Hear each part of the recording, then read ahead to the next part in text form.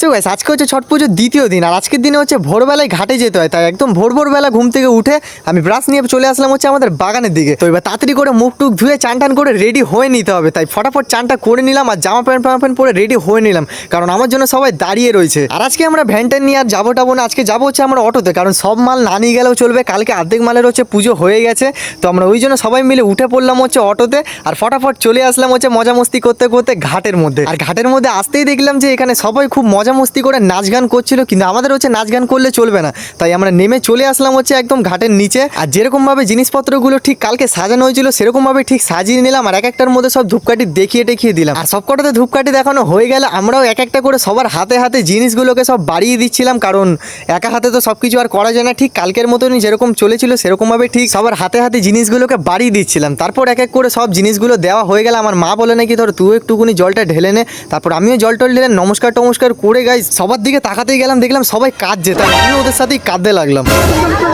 পুজো হচ্ছে শেষ, আবার পরের বছর দিয়ে দেখা হবে। সবাই কাঁদছে হওয়ার জন্য।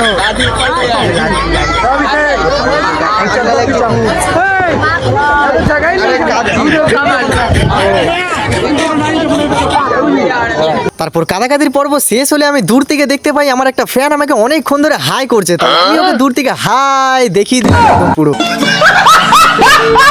তারপর দেখতে দেখতে আমাদের পুজো হচ্ছে শেষ হয়ে যায়, আর আমরা সব জিনিসপত্রগুলোকে একসাথে যেরকম বাঁধা ছিল সেরকম ভাবে বেঁধে বাড়ির দিকে চলে আসলাম। তো গাইস ভিডিওটাকে আমি আজকে এখানেই শেষ করছি। ভিডিওটা কেমন লাগলো অবশ্যই কমেন্ট করে জানাবে, আর ভালো লাগলে কিন্তু একটা লাইক অবশ্যই করবে। তো চলো দেখা হচ্ছে আবার পরের ভিডিওতে, ততক্ষণের জন্য টাটা।